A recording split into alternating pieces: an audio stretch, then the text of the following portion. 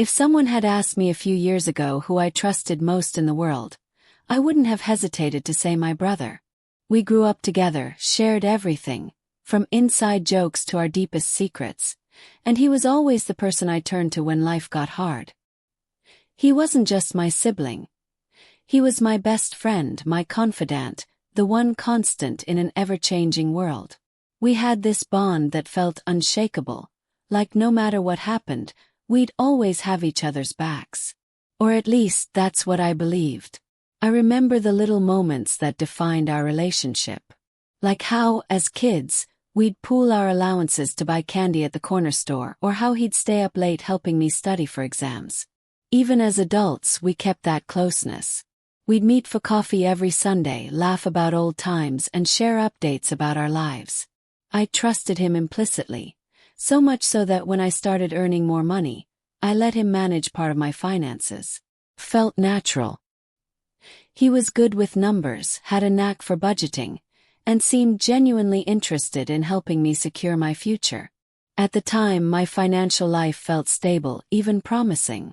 I had a steady job, savings in the bank, and plans to invest in a small property. With my brother handling the details, I could focus on other things, confident that everything was under control. It was a level of trust one didn't question, because why would I? He was family, and family doesn't betray you. At least that's what I thought. But looking back, there were moments that now feel tainted.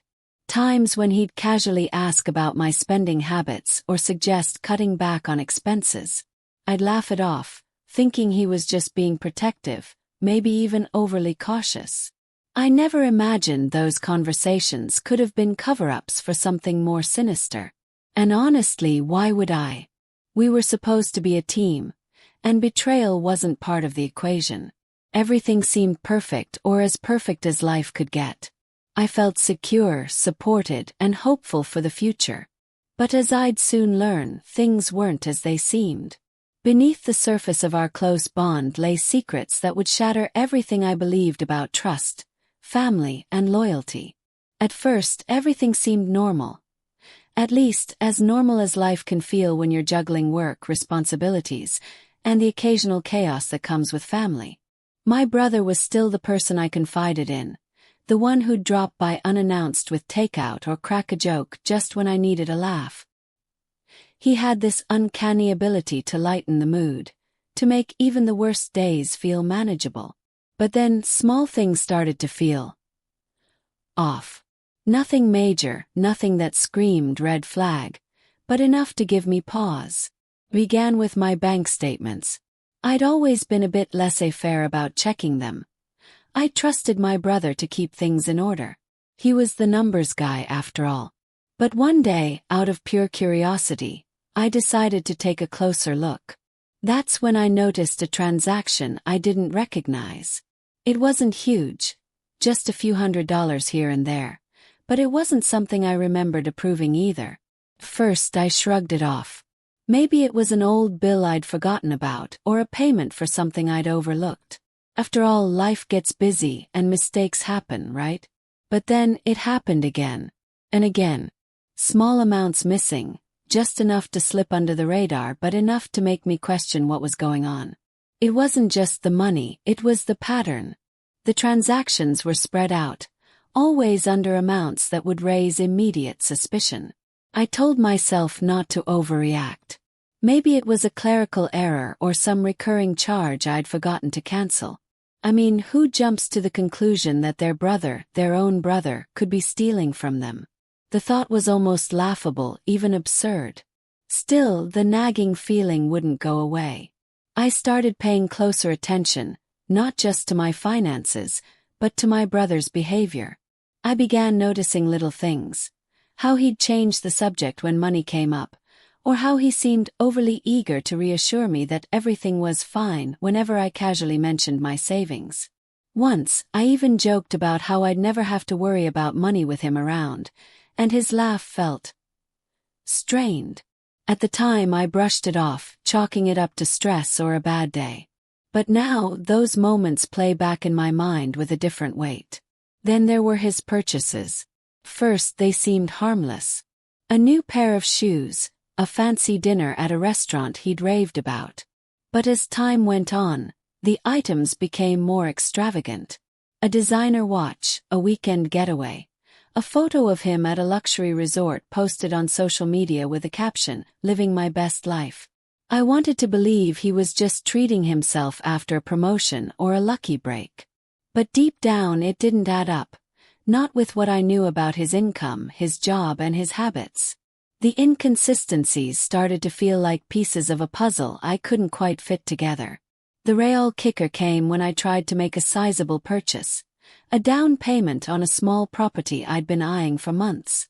I was so excited, already imagining how I'd decorate it, how it would feel to finally own something that was mine. But when I logged into my account to transfer the funds, the balance was shockingly low. My heart stopped. This wasn't a small discrepancy or an overlooked charge. This was thousands of dollars gone. I remember sitting there, staring at the screen, my mind racing to make sense of it. At first, I thought maybe there had been a mistake, a technical glitch or some kind of fraud. My first instinct was to call my brother. I mean, he was the one handling my finances. Surely, there was an explanation. A mix-up, an investment that hadn't cleared yet, something. When I dialed his number, my hands were shaking. He picked up on the second ring, his voice cheerful as always. For a split second I felt reassured. But when I mentioned the missing money, there was a pause. A long, heavy silence that made my stomach drop. "Oh, that," he said, his tone suddenly guarded. "Yeah, I meant to talk to you about that. It's complicated." Complicated. What did that even mean? I pressed him for details, but he was vague, deflecting my questions with half-hearted reassurances.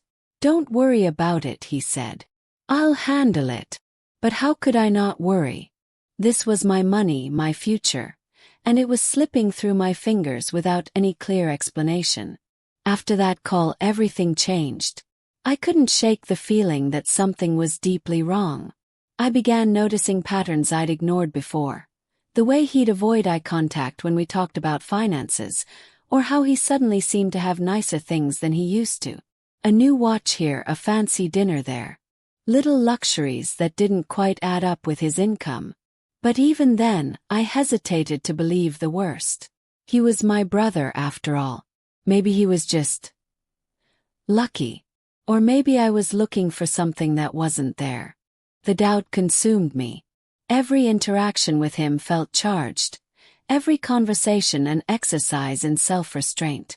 I started replaying old conversations, trying to piece together clues I might have missed. Like the time he insisted I cut back on spending, saying it was for my own good. Or the time he dismissed my questions about savings with a casual, "Don't worry, I've got it under control." At the time, those moments seemed innocuous. Now they felt calculated. The more I tried to ignore it, the louder that nagging voice in my head became. Something wasn't right, and deep down I knew it. But admitting that meant opening a door I wasn't sure I was ready to walk through. Because if my brother, was capable of stealing from me, what did that say about everything I thought I knew about family, trust, and love? And yet, the truth has a way of surfacing, no matter how hard you try to bury it. Little did I know, the small cracks in our relationship were just the beginning. The shocking discovery that lay ahead would leave me questioning not just him, but myself, and everything I thought I could rely on. I'll never forget the day the truth finally hit me like a freight train. It was one of those moments that leaves you questioning everything, your choices, your instincts, even your own judgment. The signs had been there all along, but I wasn't ready to see them. Or maybe I was too scared of what I'd find.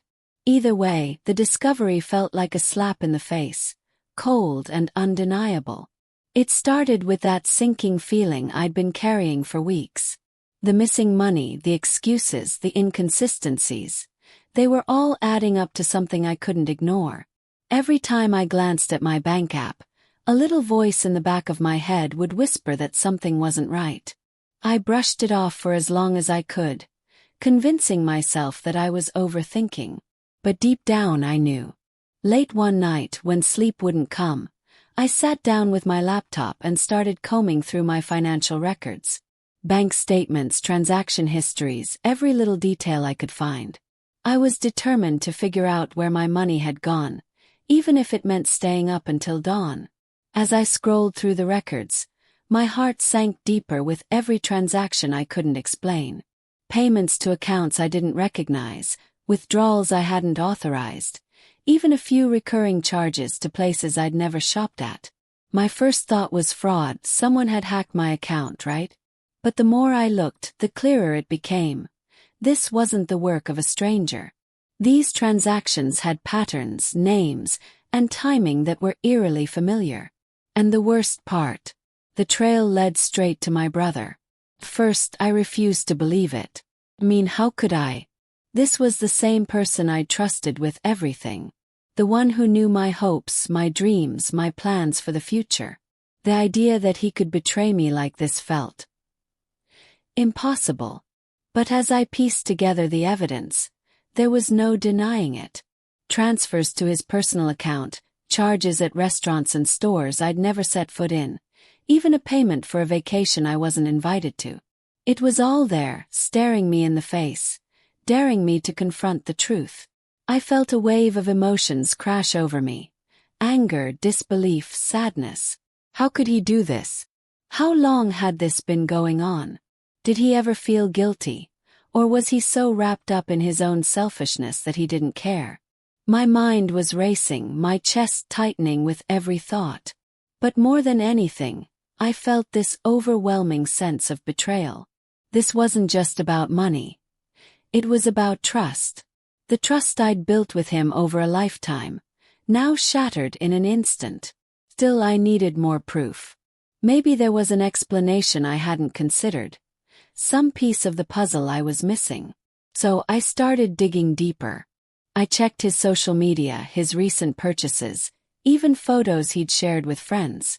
That's when I found it. A picture of him at a luxury resort, drink in hand, captioned "Living the Good Life." The timestamp. The same week I'd noticed a massive withdrawal from my account. My stomach churned as I stared at the screen. There was no mistake. He was using my money to fund his lavish lifestyle. The more I looked, the worse it got. I found receipts for high-end electronics, expensive dinners, even tickets to an exclusive concert I'd mentioned wanting to go to, but he hadn't invited me. Every new discovery felt like another dagger, twisting the wound he'd already created. It wasn't just the money. It was the sheer audacity, the carelessness with which he'd taken advantage of my trust. And yet, a part of me still wanted to believe it wasn't true. I wanted to believe there was some kind of misunderstanding, some explanation that would make all of this make sense. But the evidence was undeniable. The final straw came when I found an email chain he'd accidentally left open on a shared device. It was between him and a friend, casually discussing a new watch he'd bought, again with my money. "She doesn't even notice," he'd written, followed by a laughing emoji. Those words burned into my brain, each one cutting deeper than the last. Not only had he stolen from me, but he'd laughed about it, as if my trust and hard work were some kind of joke. I stared at the screen for what felt like hours, my hands trembling with a mix of rage and heartbreak. By the time I'd gathered all the evidence, I felt numb. It was all so clear now. The missing money, the excuses, the sudden luxuries. He'd been lying to me for months, maybe even years. And the worst part, he didn't seem to care. Every memory of our bond, every moment of trust, now felt tainted by his betrayal. I couldn't help but replay all the times I'd defended him, all the times I'd gone out of my way to support him, only to have him repay me like this. It was a level of hurt I hadn't known was possible. The hardest part of it all was the realization that this wasn't just a mistake. It wasn't a one-time lapse in judgment or a moment of weakness. It was deliberate. Every transaction, every lie, every excuse, it was all calculated. He had taken my trust and weaponized it, using it to take what he wanted without a second thought about how it would affect me. And yet, I still found myself questioning what I could have done differently. Could I have seen the signs earlier? Could I have prevented this? Those questions haunted me, even though I knew the blame didn't lie with me. But the question remained. What was I going to do about it? Confronting him wasn't just about the money. It was about reclaiming my dignity, my sense of control, and the trust he'd broken. The idea of facing him, of laying out everything I'd found and demanding answers, was terrifying. But it was also necessary.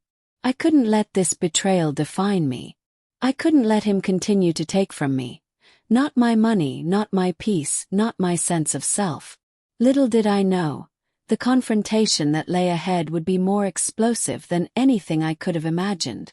And as much as I dreaded it, I knew it was the only way forward. The confrontation was inevitable. Once I had the proof in hand, there was no turning back. I couldn't let this go, not when the betrayal was so personal, so raw. But confronting my brother wasn't something I could take lightly. This wasn't a casual argument over a misunderstanding. This was about trust, loyalty, and the financial betrayal that had upended my life. I knew it was going to be messy, emotional, and probably more painful than I was ready for. But I also knew it had to happen. I spent days agonizing over how to approach it. Should I confront him in public, where he couldn't create a scene? Should I bring someone else for support? Every option felt wrong. This was something only the two of us could face, and I needed to control the setting to ensure he couldn't deflect or escape. So I decided to do it at my place. I knew the environment would give me the upper hand. It was my space, my rules, and I wouldn't feel cornered or outnumbered. He came over on a Saturday afternoon, completely unsuspecting. He wore that same easy smile he always did, the one that used to make me feel safe. Now it made my stomach churn. Watching him walk in so casually, knowing what I knew, felt surreal. How could he act so normal, so unaffected after everything he'd done? It was almost like he believed he'd get away with it, like I'd never figure it out. That thought made my blood boil. I didn't waste time. As soon as he sat down, I went straight to the point. I pulled out the printed bank statements, screenshots, and even the email chain. I laid them on the table between us and said, "Explain this." His smile faltered immediately, replaced by a look of confusion, or maybe fear. For a moment, he just stared at the evidence, his hands twitching as if he didn't know whether to pick it up or push it away. "What is this?" he asked, his voice unsteady. But we both knew exactly what it was. When he realized I wasn't backing down, the excuses started pouring out. "It's not what it looks like," he said, his tone defensive. "I was going to pay you back." Pay me back. That phrase hit me like a slap. This wasn't a loan, it was theft. He wasn't borrowing money with my permission. He was stealing it behind my back. "You were going to pay me back with what?" "Shot back. More of my money." The sarcasm in my voice barely masked the rage bubbling underneath. As the confrontation escalated, his excuses grew more desperate. He blamed stress, financial struggles, even bad influences from his friends. "You don't understand," he said, his voice rising. "I didn't have a choice. That only made me angrier. Didn't have a choice. What about my choices, my plans, my future?" He'd taken all of that without a second thought, and now he was playing the victim. "You didn't have a choice," I repeated, my voice trembling with anger. "I trusted you. I gave you everything, and you didn't even think to ask for help." At one point, he tried to turn it on me, saying I shouldn't have trusted him so blindly. That comment sent me over the edge. "You're blaming me for trusting you," I yelled, my voice shaking with a mix of anger and disbelief. "You're my brother. I was supposed to trust you." The words hung in the air, heavy with the weight of what we'd lost. His silence spoke volumes. For the first time, I saw the cracks in his confidence, the guilt he couldn't quite hide, but it didn't make me feel better. Then came the excuses. He claimed he was in over his head, that he'd never intended to hurt me. He said he thought I wouldn't notice, that he was just borrowing the money until he could figure out how to fix his own financial mess. But those excuses only made it worse. Each word felt like a dagger, a reminder of how little he thought of me. "You didn't think I'd notice?" asked, my voice breaking. "Do you even hear yourself?" The confrontation wasn't just emotional, it was explosive. We both said things we couldn't take back, things that cut deeper than the betrayal itself. I accused him of being selfish, deceitful, and manipulative. He accused me of being too controlling, of putting him in a position where he felt like he had no other option. The argument spiraled, and for a moment, it felt like we weren't siblings at all, just two strangers shouting at each other across a table. For me, the hardest part was seeing him for who he really was. He wasn't the brother I'd grown up with, the person I'd idolized and depended on. He was someone else entirely, someone capable of lying, stealing, and betraying the person who had trusted him most. It felt like I was mourning the loss of someone I'd known my whole life, even though he was sitting right in front of me. When the argument finally ended, we were left in silence. He didn't apologize, not really. He muttered something about making things right, about paying me back, but his words felt hollow. I told him to leave, and for the first time he didn't argue. Watching him walk out the door felt both satisfying and heartbreaking. This wasn't just the end of the confrontation, it was the end of the relationship I thought we had. The fallout from that day rippled through the rest of my family. When I told them what had happened, the reactions were mixed. Some were shocked, others defensive. My parents, in particular, struggled to process the truth. They wanted to protect both of us, but how could they when one of us had caused so much harm? My mom cried, asking over and over why he'd done it. My dad, ever the peacemaker, tried to downplay the situation, urging me to move on for the sake of the family. But how could I move on when the wound was still so fresh? Family gatherings became tense, filled with whispered conversations and awkward silences. My brother tried to act normal, but his presence only made things worse. The betrayal wasn't just mine anymore. It belonged to all of us. The bond that once held our family together now felt strained, like a rope frayed to its breaking point. But despite the chaos, I felt a sense of clarity. The confrontation, as painful as it was, had given me something I hadn't felt in weeks: control. I couldn't change what he'd done, but I could decide how to move forward. And that's exactly what I intended to do. The weeks after the confrontation felt like living in the aftermath of a storm. Everything was different. My relationships, my emotions, even the way I viewed myself. Trust, once so freely given, now felt like a risk I couldn't afford to take. And the family dynamic. That was a mess I wasn't sure we'd ever untangle. For starters, my relationship with my brother was shattered. He tried to apologize in the days that followed, but his words felt empty, like he was saying what he thought I wanted to hear instead of taking real responsibility. "I never meant to hurt you," he'd say, over and over again, but how could I believe him? Every time I looked at him, all I could see was the betrayal, the lies, the selfishness. It was like staring at a stranger in the body of someone I used to know. And the worst part, I wanted to believe him. I wanted to believe that there was some version of him that could still be trusted, but I couldn't. Not yet, maybe not ever. The rest of the family was caught in the crossfire, and the tension was palpable. My parents were devastated, torn between supporting me and defending him. My dad, ever the peacemaker, kept urging me to move on, as if forgiveness was something I could summon on command.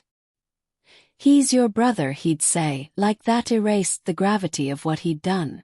My mom, on the other hand, seemed desperate to understand his motives. "Why would he do this?" she asked repeatedly, her voice heavy with confusion and pain. But how could I give her an answer when I didn't even have one for myself? Family dinners, once a source of comfort and connection, became a minefield. Every conversation felt forced, every interaction tense. My brother tried to act normal, but his attempts only made things worse. His laughter felt hollow, his presence an unwelcome reminder of what had been lost.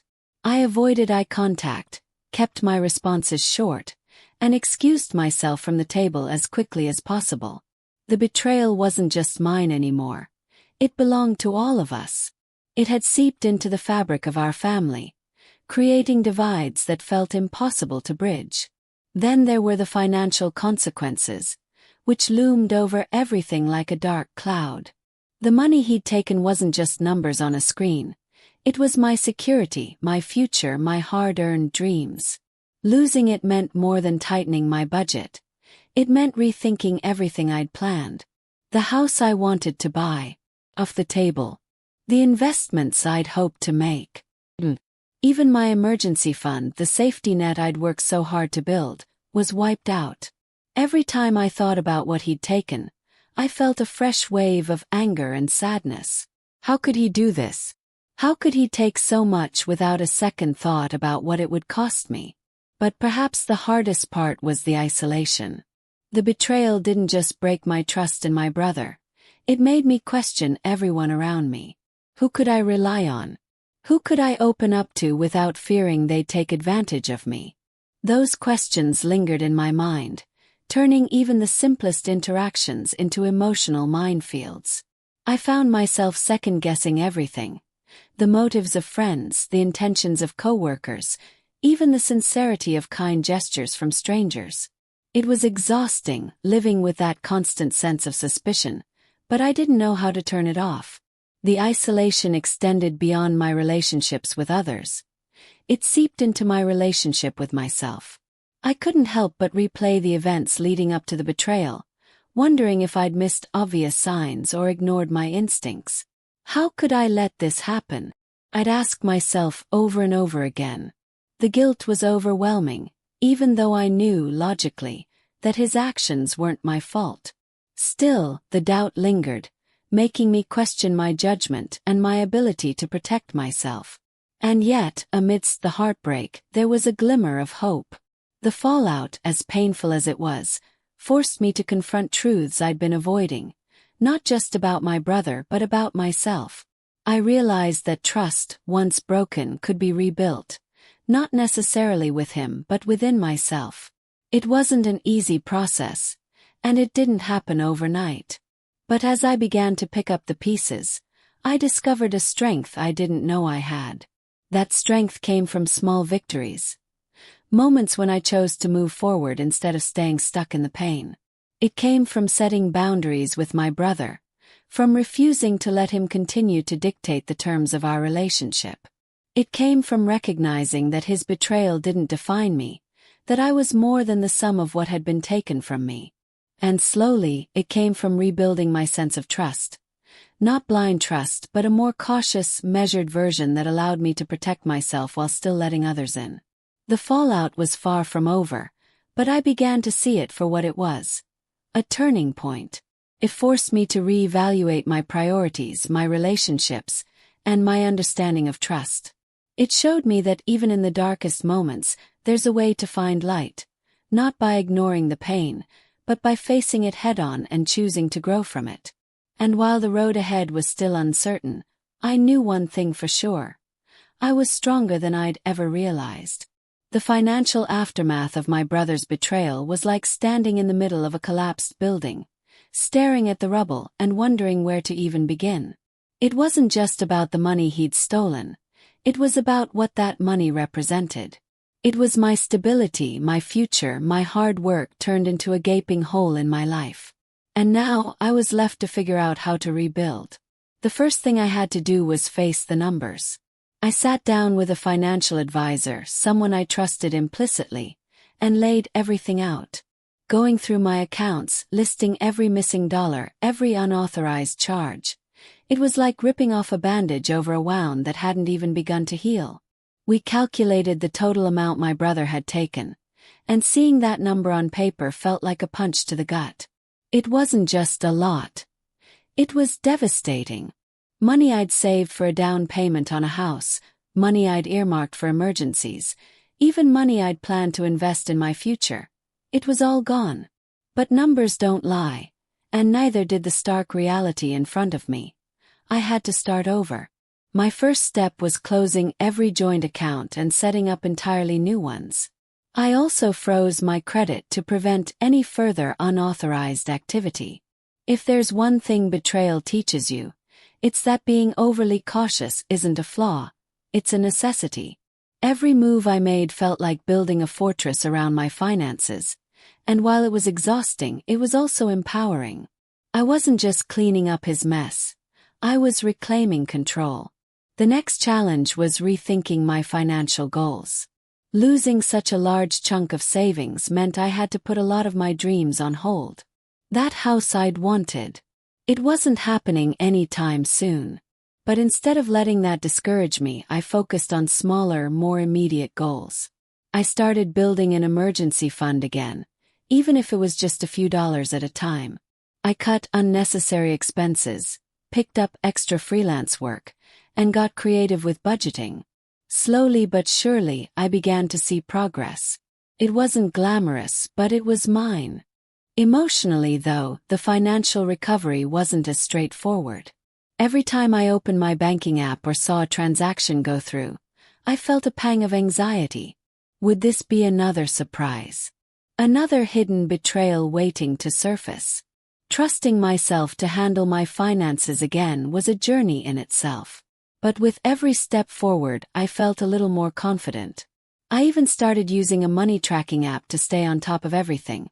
A small but significant step toward rebuilding my sense of control. Dealing with the fallout also meant facing the emotional scars left behind by the financial ruin. Money isn't just numbers in a bank account. It's tied to our sense of security, our independence, our ability to dream and plan. Losing that didn't just hurt my wallet. It hurt my sense of self. There were days when I felt like a failure, wondering if I'd been too naive, too trusting. But I also knew that dwelling on those feelings wouldn't bring my money back. So, I focused on what I could control. Moving forward. One of the hardest parts of the financial recovery was learning to set boundaries. Not just with my brother, but with everyone around me. I realized I'd been too open with my finances, too willing to trust others without question. So, I started keeping my financial plans private, even from close friends and family. It wasn't about shutting people out. It was about protecting myself. And honestly, it felt good to know that my finances were mine and mine alone. But perhaps the most important lesson I learned was that rebuilding isn't just about money. It's about resilience. Every time I saved a little more, every time I checked my accounts and saw progress, I felt a sense of pride that my brother's betrayal couldn't take away. He might have taken my money, but he hadn't taken my determination. And as I continued to pick up the pieces, I realized that my financial recovery was just the beginning of a much larger journey. Because the truth is, money can be replaced. Trust, on the other hand, that's a different story. And while I was making strides in rebuilding my finances, the question of whether I could rebuild trust, especially with him, was one I wasn't sure I could answer. At least not yet. Rebuilding trust after a betrayal like this felt like trying to piece together a shattered mirror. No matter how carefully you work, the cracks are still there, reminding you of what was broken. After discovering my brother's theft, trust became a concept I struggled to grasp, not just with him, but with everyone around me, including myself. How do you let your guard down again when someone so close has shown you how vulnerable you truly are? At first, the idea of trusting him again seemed impossible. Every time he reached out to apologize or explain, I felt a knot of anger and hurt tighten in my chest. His words sounded hollow, like he was saying what he thought I needed to hear rather than genuinely taking responsibility. The phrase, "I'm sorry," started to lose all meaning, becoming a hollow echo of what I wanted but couldn't accept. Even as I rejected his apologies, I knew deep down that holding on to that anger forever wasn't sustainable. I wasn't doing it for him, I was doing it for me. Letting go of the bitterness was the only way I could start healing. Therapy became a crucial part of that journey. My therapist helped me unpack not just the betrayal, but the patterns that allowed it to happen. She didn't place blame on me, but she helped me see where I'd ignored red flags or placed too much trust without boundaries. One of the most eye-opening moments came when she said, "Trust isn't about giving someone the benefit of the doubt.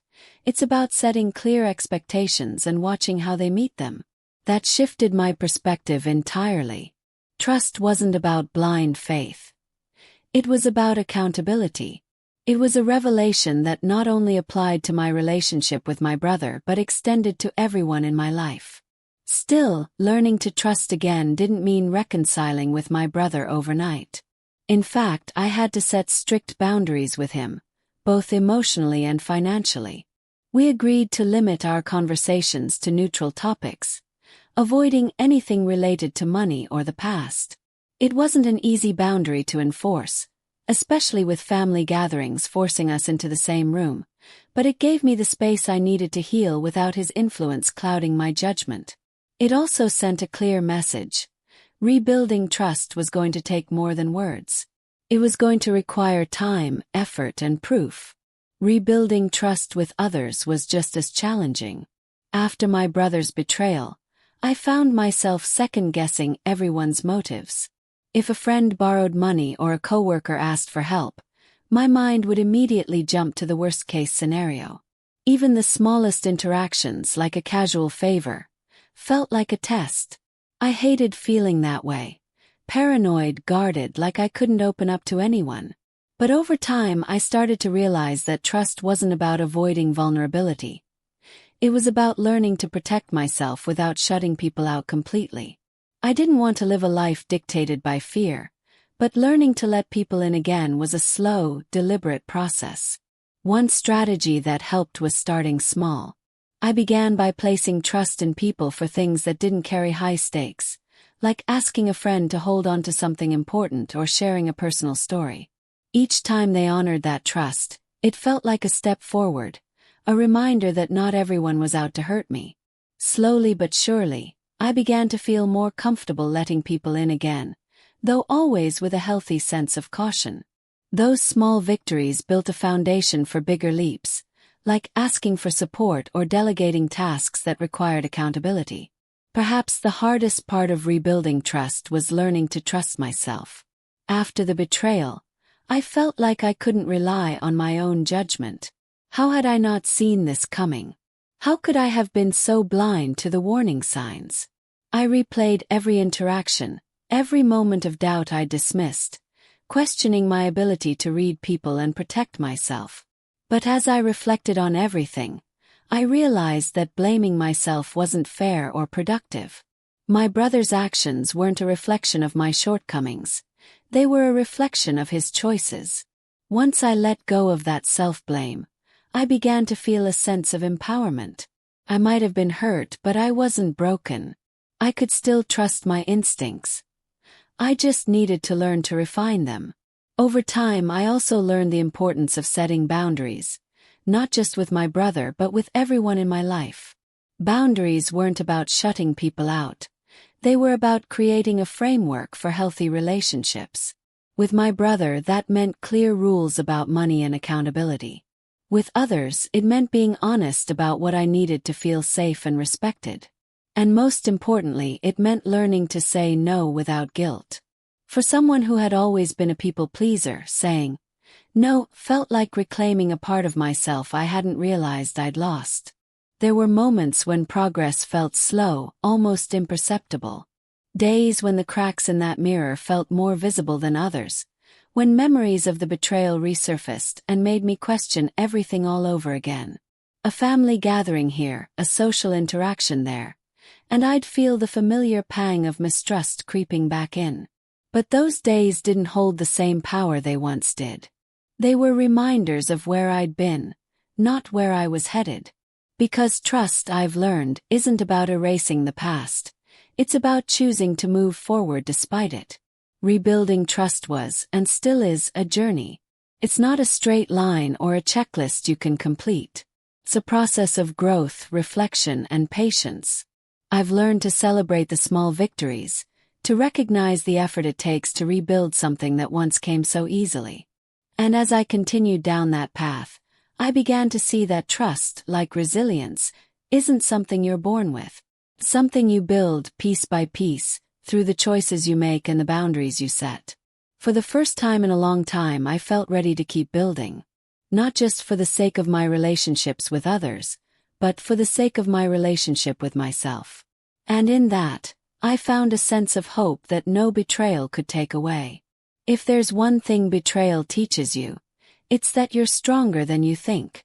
At first, I didn't feel strong at all. In the immediate aftermath of everything, I felt broken, as if the betrayal had taken something from me that I'd never get back.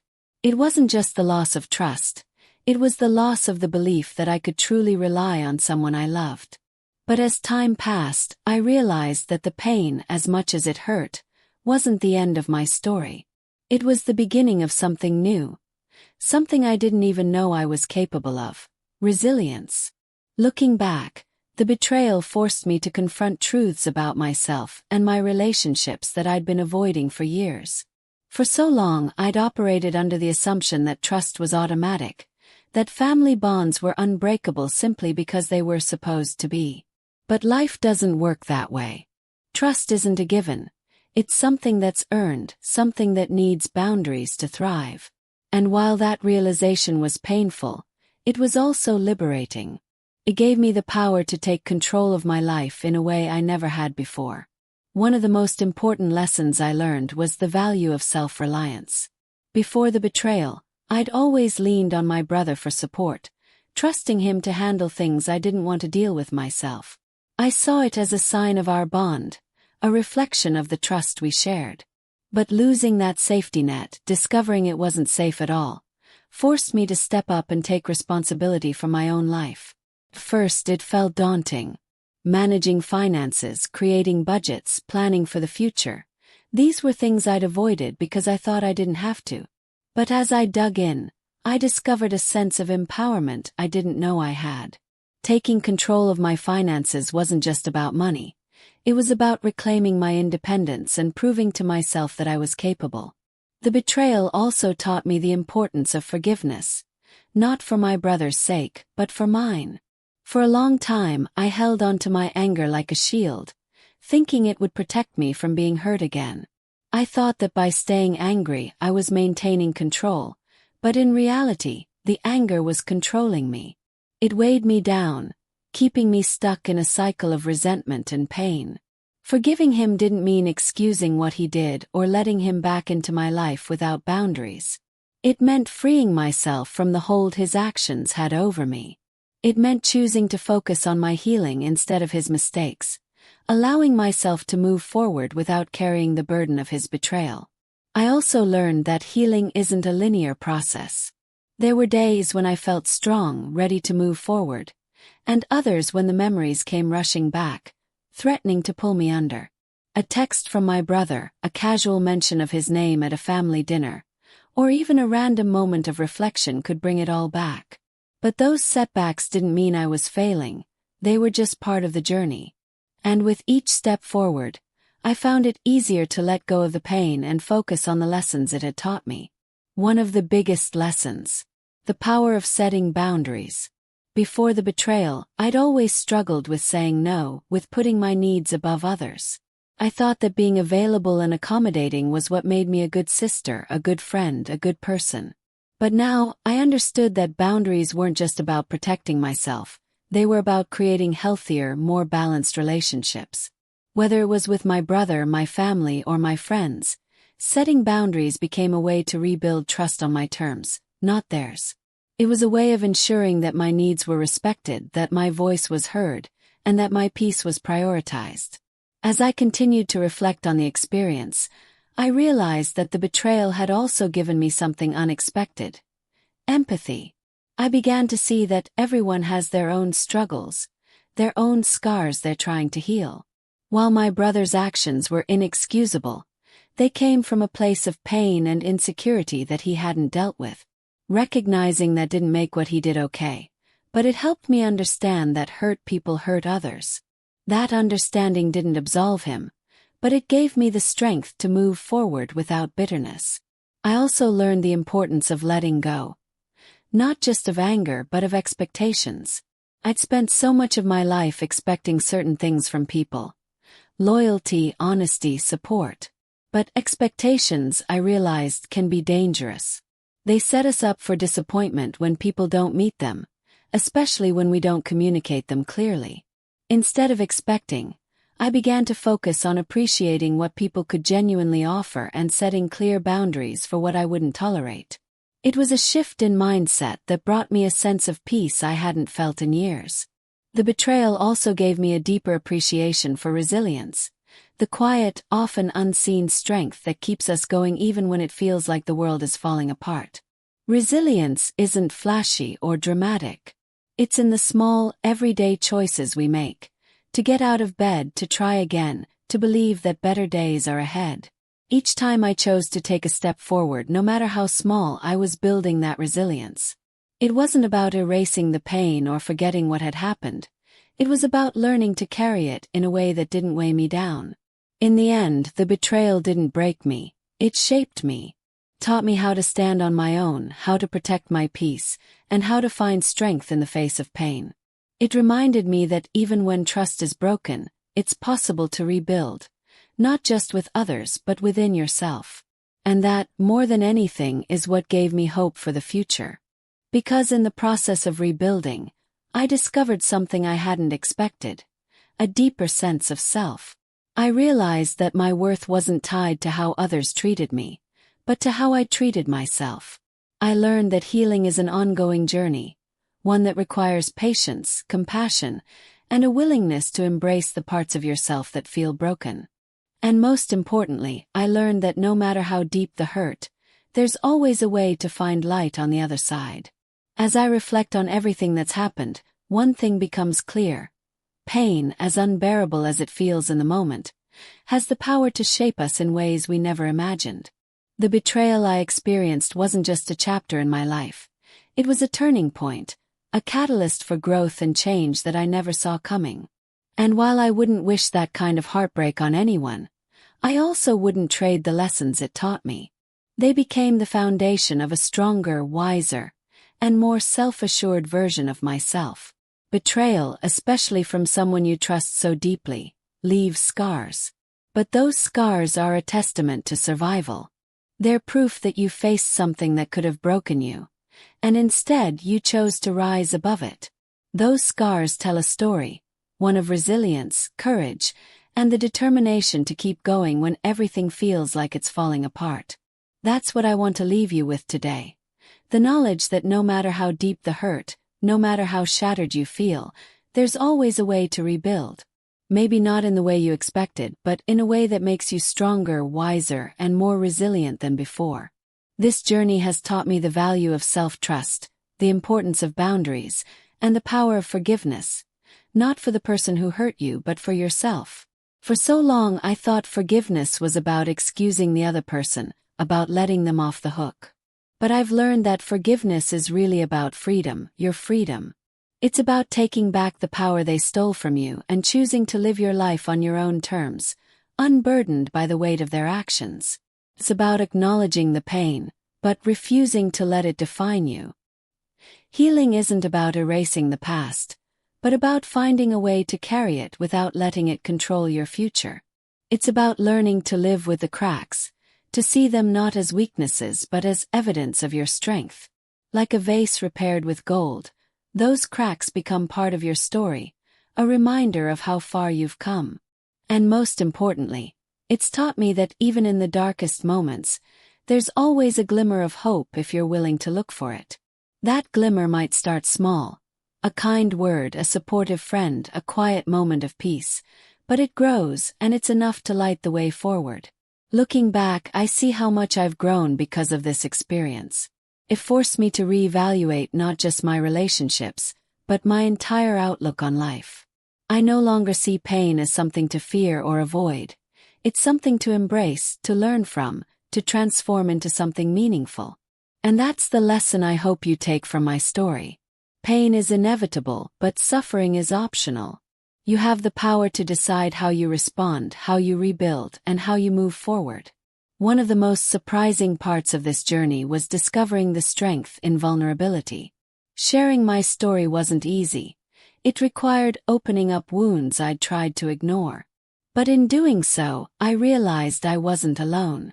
So many of us carry the weight of betrayal, of broken trust, of relationships that didn't turn out the way we hoped. By sharing, we not only lighten our own load but create a space where others feel seen and understood. That's what I want this space to be for you. A place of connection, of hope, and of mutual support. Now, I want to ask you, have you ever faced a betrayal that changed your life? How did you find the strength to move forward? Share your story in the comments. I'd love to hear from you and create a space where we can support each other. Let's start a conversation about resilience, about hope, about finding purpose in our pain. Because when we share our stories, we remind each other that we're never truly alone. And if this story resonated with you, don't forget to like this video, subscribe to the channel, and turn on notifications. Together, we can navigate life's toughest challenges and come out stronger on the other side. Let's build a community where we don't just survive, we thrive.